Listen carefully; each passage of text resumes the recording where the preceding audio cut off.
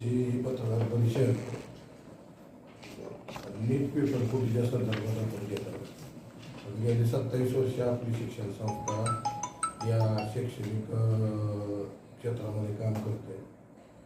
25 वर्षापासून आपल्या संस्थेच्या माध्यमातून आपण नीट जेई अशा विद्यार्थ्यांची तयारी दरवर्षी आपण वेगवेगळ्या मार्गातून आपली नॉलेज अपडेट करून किंवा नवीन एजन्सीच्या माध्यमातून आपण या धाराशिव जिल्ह्यातल्या गरीब मुलांसाठी आपले प्रयत्न चालू आहेत. खरं तर ही कालची पेपर फुटी आज आमच्या एक लक्षात गोष्ट आली की जी खरे विद्यार्थी जी रात्रंदिवस प्रामाणिकपणे अभ्यास करून जी मार्क मिळवत होते त्या मार्काचा कसलाही उपयोग त्या मुलांना झालेला नाही. कारण एकूण बघा 1,29,000 विद्यार्थीच्या जागा या भारतामध्ये आहेत. त्यापैकी 63,000च्या जवळपास आपल्या महाराष्ट्रामध्ये आहेत विद्यार्थी संख्या ॲडमिशनसाठी.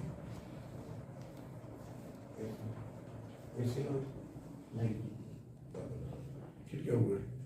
तर या परीक्षेमध्ये हे परीक्षे सतत रात्रंदिवस प्रामाणिकपणे सकाळी 7 वाजल्यापासून संध्याकाळी 8 वाजेपर्यंत आपली संस्था याच्यामध्ये काम करते. तरी सुद्धा आम्हाला 2, 4, 5, 1,000 विद्यार्थी जवळपास दरवर्षी बसतात. त्यापैकी 300 विद्यार्थी म्हणजे अतिशय बौद्धिक क्षमतेनं चांगले असलेले विद्यार्थी की ज्यांना कसल्याही परिस्थितीत नीट जेईसाठी परीक्षा ती क्रॅक करू शकतात. परंतु ज्या पद्धतीनं हे पेपर लिकेजची बातमी काल आली आणि त्याच्यापूर्वी आमच्याकडे 2 वर्षापूर्वी मोठे गावकर सरांच्या RCC क्लासेस आहेत ना, ते आमच्याकडे 2 वर्षापूर्वी चर्चा करता आली होती की ज्यावेळेस त्यांनी सांगितलं की बाबा आम्ही तुमच्याबरोबर आम्हाला टाईप करायचे तुम्ही आमच्यावर तयार आहेत का. ठीक आहे करू कुठली तरी एजन्सी आपल्याला जे की ह्याच्यामध्ये काम करते त्याच्यावर. पण बोलत असताना ज्यावेळेस चर्चा सुरू झाली आणि त्यांनी सांगितलं की आपल्याकडं काही आर्थिक पैसे असलेले काही विद्यार्थी मिळू शकतात का. म्हणजे कशासाठी सर. तर आपण काही गोष्टी त्या मुलांना वेगळी हेल्प करू जे आर्थिक कष्ट सबल आहेत त्या मुलाला आपण बऱ्यापैकी मदत करू शकतो आणि त्याला साठी आपण सक्सेस करू शकतो. ही ज्यावेळेस त्याची मागणी झाली त्यावेळेस त्याला सांगितले की आमच्याकडे आता एक विद्यार्थी नाही जो की 5-10 लाख रुपये तुम्हाला देऊ शकेल. त्यामुळे आमचं तुमचं काही टायप होऊ शकत नाही. आणि नंतर आपण फिजिक्सवालावर टायप केलं आणि फिजिक्सवाला अतिशय प्रामाणिकपणे गेली 2 वर्षाला आपल्याला काम चाललं. परंतु सगळ्यात महत्त्वाचं ह्याच्यामध्ये मुळात जायला पाहिजे की पहिल्या सुरुवातीला आपल्याकडं ग्रुपिंगवर PCB ग्रुपवर मुलांचं सिलेक्शन होत होतं. सुरुवातीला PCB ग्रुप 94-97% त्याच्यामध्ये बोर्डाच्या परीक्षेचा म्हणजे सहभाग असायचा. त्याच्यानंतर हेच CBSEला CBSE कडं ह्या परीक्षा गेल्या आणि 2019 वरून NTA कडे गेला. खरं तर NTA ही जी एजन्सी आहे ही सोसायटी रजिस्टर्ड ॲक्टमध्ये झालेली एजन्सी आहे. त्यांचं स्वतःचं कसलंच अस्तित्व नाही. सगळ्या ज्या गोष्टी आहेत त्या सगळ्या आउटसोर्सिंग आहेत. म्हणजे पेपर सेटर औषधी पेपर तपासल्या औषधी आहेत, प्रिंटिंग प्रेस आउटसोर्सिंग आहेत. तर अशा पद्धतीनं जर 22 लाख विद्यार्थी या परीक्षेला बसतात लक्षात घ्यायच्या आणि ह्या एक्झामवर किंवा ह्या ह्याच्यावर आपल्या देशाचं आरोग्याचं भवितव्य ठरलं जात आहे. लक्षात देशाचं भवितव्य या आरोग्याच्या ह्याच्यावर ठरलं जात आहे. आणि तुम्हाला सांगायला काय हरकत नाही हे जे MBBS MS MD झालेले आहेत याच्यामधूनच जवळपास 60 ते 70% कमिशन्ड ऑफिसर म्हणजे UPSC माध्यमातून पास होणारे परीक्षा होणारे विद्यार्थी लक्षात घ्या. जर अशा पद्धतीने हे किती वर्षापासून चालू आहे त्याच्यामुळं खरं तर CBIनं अत्यंत चांगलं काम या 4-5 दिवसामध्ये चालू CBIचं. आणि CBIनं आज झालेल्या कालच्या नीटच्या एक्झाम पेपर फुटीच्या संदर्भात तर चर्चा झालीच. परंतु नुसत्या या पेपर फुटीवरच्या चर्चा न होता गेल्या 10 वर्षामध्ये अशी किती मुलं पास झाली अशा किती मुलांना मदत केलेली गेलेली आहे.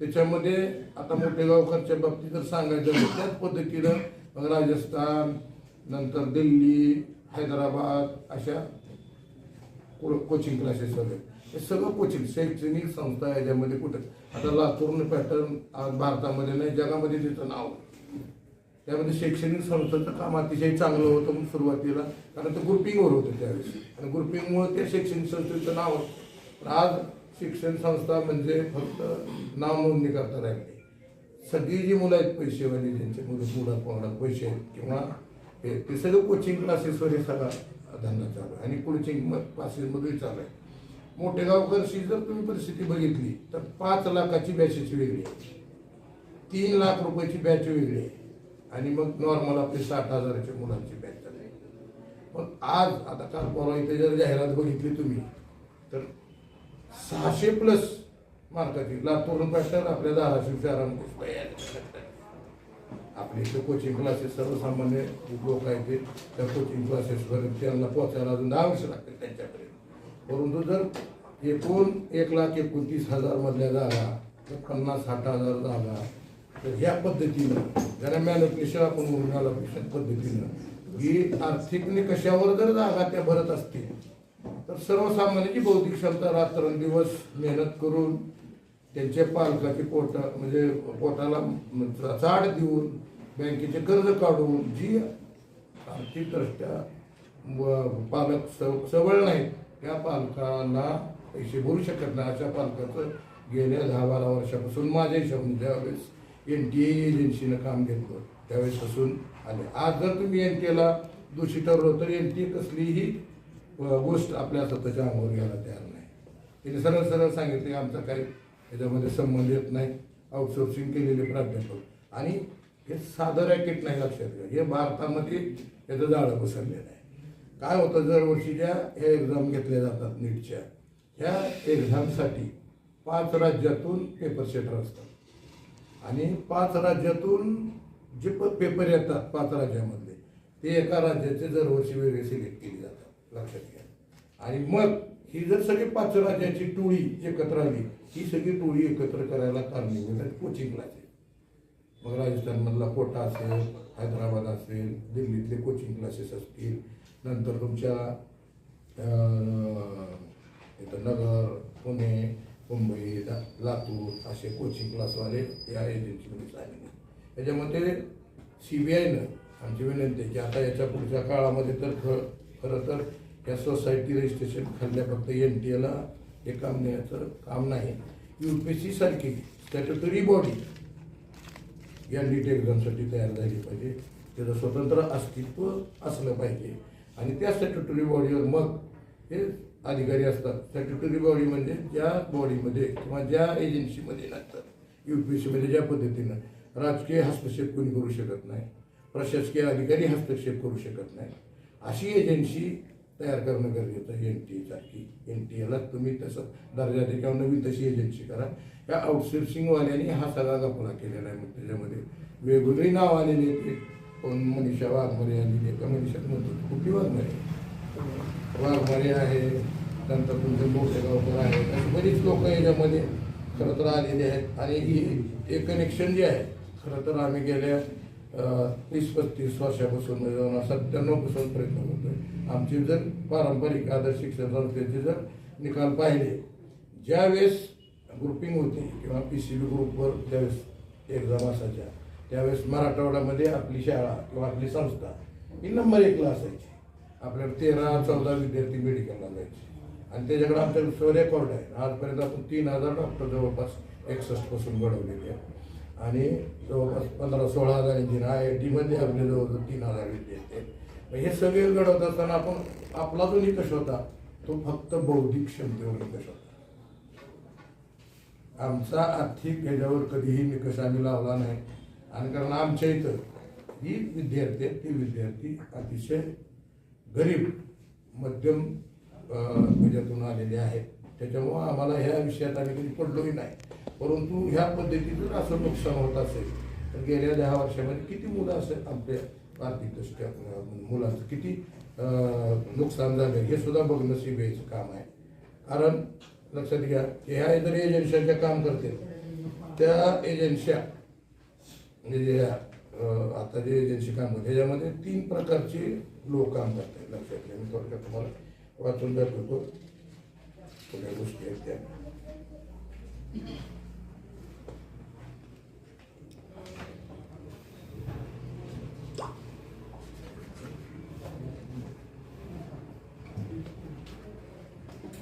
तीन एजन्स्या ह्या ज्या बोगस कामाच्या 3 एजन्सी आहेत काम करत. आता ह्या यंत्रणेतले फितूर लोक, ज्याला आपण इनसायडर म्हणतो, या NTA एजन्सीची काम करणारे फितूर लोक आहेत. म्हणजे मधले क्लार्क असतील, ऑफिशियल असतील, ही फितूर लोक इनसाईडच्या यात काम करते. आपण ज्याला सॉल्वर्स गँग म्हणतो, म्हणजे दिल्ली एम्स, मोठा वैद्यकीय कॉलेजच्या हुशारच्या पैसे द्यावे त्यांच्यासाठी पेपर तासात सोडवून घेणे, ह्या ज्या सॉल्वर्स म्हणतात, ती एक एजन्सी काम करते. आणि स्थानिक लोकल एजंट्स, स्थानिक लोकल एजंट म्हणजे काय की हे जे विद्यार्थ्याला आपल्याला पास करायचे, त्या विद्यार्थ्याला आपल्याला मेडिकलला ॲडमिशन द्यायचं आहे, तर त्या ॲडमिशनसाठी प्रत्येक तुमच्या कोचिंग क्लासवालेने, मोठे गावकरचे असतील, कोटेतले असतील, बरेच आहेत त्या सगळ्या ज्या मोठ्या मोठ्या आहेत, याचं नावच त्याच्यामुळं मोठं झालं. लक्षात घ्या. ह्यांनी जवळपास 30% 40% जे आर्थिकदृष्ट्या सर्वांना आहेत त्या पालकांना त्यांनी ॲडमिशनची हमी अगोदर दिली जाते. आणि त्याच्यानंतर 5 लाख ज्याची फीस आहे, त्या 5 लाख 100 ते 150 मार्काचे प्रश्न दिले जात होते आतापर्यंत. आता काल बोला ते सिद्ध व्हायला लागले. 100-150 मार्काचा जर तुम्ही गेस दिला म्हणजे 42 प्रश्न, एका प्रश्नाचे 4 मार्क असतात. एका प्रश्नाला 720 मार्काचा पेपर असतो. म्हणजे 42 प्रश्न तुम्हाला ऑलरेडी अगदी आन्सर की सहित अगोदर दिले. 42 गुणिले 4 करा, म्हणजे 160 मार्क तुम्हाला ऑलरेडी त्याच्यामध्ये तुमचे वाढले जातात.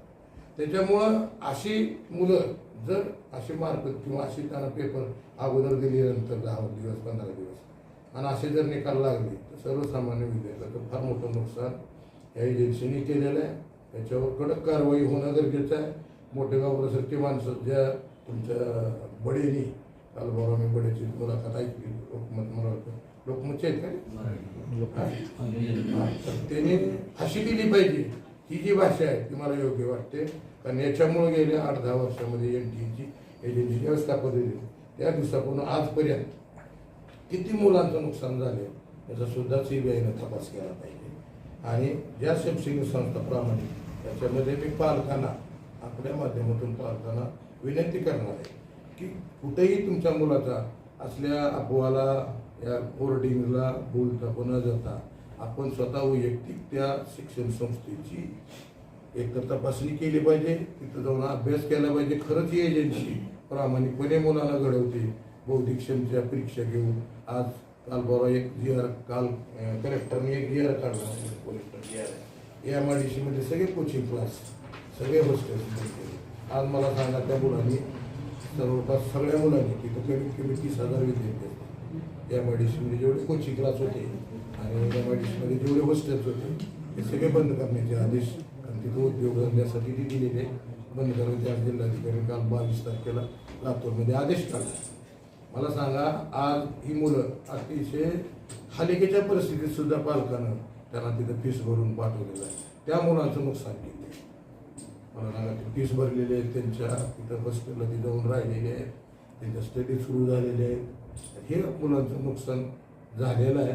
आणि हे भरून काढाय खरं तर या कोचिंग क्लासवाल्याकडून यांनी हे पैसे घेतले, हे पैसे सगळे विद्यार्थी परत मिळाले पाहिजेत. पालकाला विनंती की पालकांना अशा एजन्सीपासून सावध राहिले पाहिजे. आज धाराशिवमध्ये सुद्धा लक्षात घ्या, काल मला होर्डिंग बघितलं तुम्ही 600+ धाराशिवमध्ये सुद्धा लातूर पॅटर्न एंट्री करायला लागला. लातूर पॅटर्न म्हणजे शैक्षणिक संस्थेचा लातूर पॅटर्न नाही, त्या संस्थेचे पॅटर्न नाही, ते कोचिंग क्लासचे पॅटर्न आहेत. लक्षात घ्या, कोचिंग क्लासला आणलेला पॅटर्न नाही. आणि आता कोचिंग क्लास काय आहेत या 4 दिवसामध्ये तुमच्या सगळं लक्षात आलं. याच्या पुढच्या काळामध्ये जर कोचिंग क्लास आम्ही जपून त्याच्यावरचे फोटो बघितले का आपण, 5 वर्षापूर्वी 6 वर्षापूर्वी जी पासआउट झालेली पोर आहेत त्यांचे पुढे दिले आहेत. या वर्षी चालू विद्यार्थी त्याच्यावर नाही. लक्षात घ्या, तुम्ही 150 मार्काचं गेस लिहून पेपर फुटी करून त्याच्यामध्ये प्रश्न काढून 40-42 मार्काचे प्रश्न तुम्हाला देत असतील तर त्या प्रश्न NTA वर सुद्धा, म्हणजे त्याच्यावर सुद्धा प्रश्नचिन्ह तयार होतं की NTA सारखी एजन्सी जे की सर्वच आउटसोर्सिंग करते, कुठलीही जबाबदारी एनटीएने घेतलेली नाही, लक्षात घ्या. त्यांनी सगळं पेपर सेटर, पेपर तपासणारे यांच्यावर ती सगळी जबाबदारी घातलेली आहे आणि सगळी यंत्रणा एकमेकांशी संलग्नित आहे आणि त्याच्यामुळे या घटना घडतात. इतकं सोपं नाही. या एजन्स्या काम करतात, त्यांना त्यासाठी काम करणाऱ्या एजन्सी आहेत. किंवा विद्यार्थ्याचा फायदा तोटा किंवा बौद्धिक क्षमते नसलेल्या विद्यार्थ्याचा फायदा झाला पाहिजे अशा पद्धतीने काम करत, नफ्यासाठी काम करणाऱ्या एजन्सीवर आपण किती विश्वास ठेवायचा सरकारनं तरी आणि शासनानं तरी अशा एजन्सीला कसं काम द्यावं या गोष्टीवर सुद्धा प्रश्नचिन्ह निर्माण झालेलं आहे. कारण या एजन्सीच्या टोटल आउटसोर्सिंग केलेल्या एजन्सी आहेत. प्रिंटिंग प्रेस आहे, पेपर सेटर आहेत, PV कुलकर्णी, मोठे गावकर, असे बरेच लोक, अजून 11-15 लोक आहेत. येणाऱ्या काळामध्ये आता पालक सुद्धा काही काही पुढे येईल की माझ्याकडून 10 लाख रुपये घेतले, माझा मुलगा पास झाला आहे, मला सांगितलं 10 दिले. असे जर लोक जर यायला लागले पुढे तर गेल्या 10 वर्षामध्ये जी मुलं पास आऊट झाली त्यांचं किती मोठं नुकसान आहे टाकतात. येणाऱ्या काळात ह्या घटना झाल्या नाही पाहिजेत याच्याकरता मी स्वतः किंवा आमची शिक्षण संस्था हायकोर्टामध्ये जनहित याचिका दाखल करतोय. संस्था चालकाच्या माध्यमातून असेल किंवा येथे माझ्या संस्थेच्या माध्यमातून ही जी NTA सारखी बॉडी जी की 22 लाख मुलांचं भवितव्य या ह्याच्यावर अवलंबून आहे नीटसारख्या, पुन्हा या 22 लाखामधून जी सिलेक्ट होणारी मुलं त्याच्यामध्ये 50% मुलं ज्यांची गुणवत्ता नसताना, ज्यांची बौद्धिक क्षमता नसताना जर MBBS करत असतील त्याच्यामधले 10-20% पुन्हा IAS IPS होत असतील.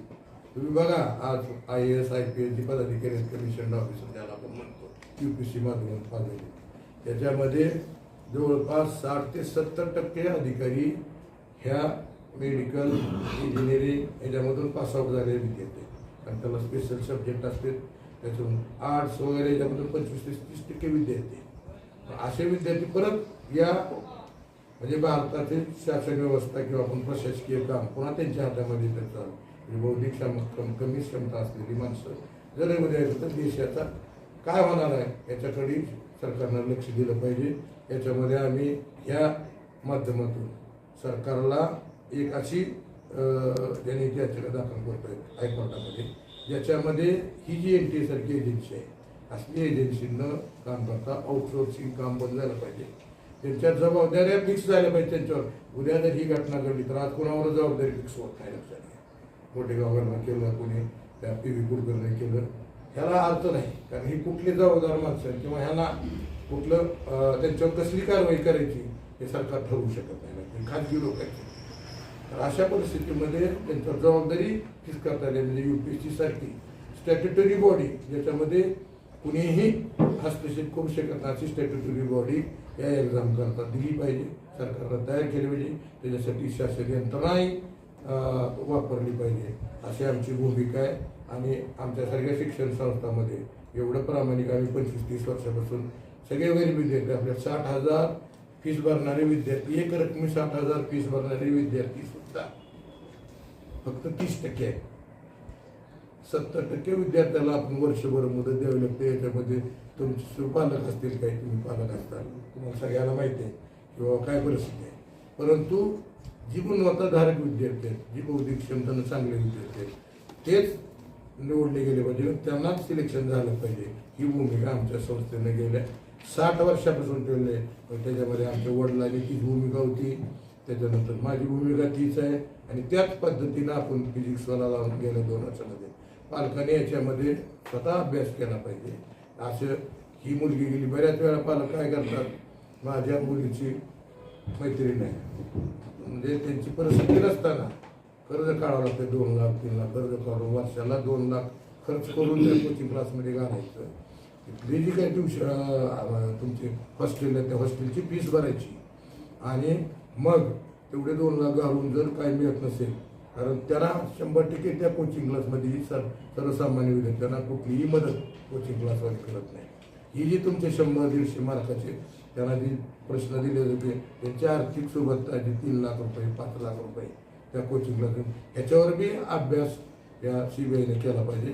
की ह्याचे कोचिंग क्लासचे जे ग्रुप आहेत, 5 लाखाचा ग्रुप, 3 लाखाचा ग्रुप, 60,000चे, ह्याच्यासाठी काय केले तुम्ही हेही पाहिलं पाहिजे. आणि येणाऱ्या काळामध्ये ही एजन्सी सक्षम झाली पाहिजे, एक स्टॅट्युटरी बॉडी तयार झाली पाहिजे. ही भूमिका आमची आहे. आमच्यासारख्या शिक्षण संस्थेचा आजपर्यंत आम्ही 10-15 वर्षाला प्रयत्न करतो की बाबा आपले मेडिकलला विद्यार्थी गेले पाहिजे, गरीब विद्यार्थी इंजिनिअरिंगला ITला गेले पाहिजे. परंतु अशा पद्धतीने जर गुणवत्ता विकत घेतली जात असेल तर आमच्या शिक्षण संस्थेचं काम करण्याचं काही अर्थ राहणार नाही. किंवा आमच्या या याला कसलंच महत्त्व आज राहत नाही.